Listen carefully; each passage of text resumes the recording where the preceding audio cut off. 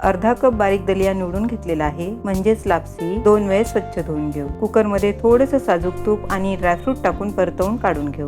पाव कप साजूक तूप आणि धुवून घेतलेला दलिया टाकून लो टू मीडियम फ्लेमवरती 2 मिनिट परतवून घ्यायचा।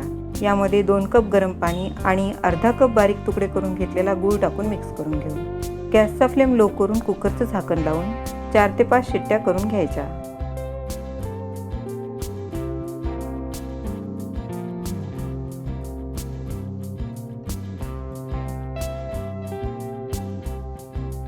गॅसचा फ्लेम बंद करून कुकर थंड करून घेऊ। कुकरची वाफ पूर्ण गेलेली आहे।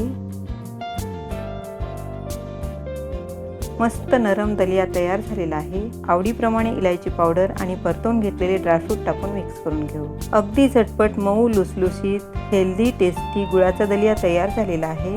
लाईक, शेअर आणि सबस्क्राईब करायला विसरू नका।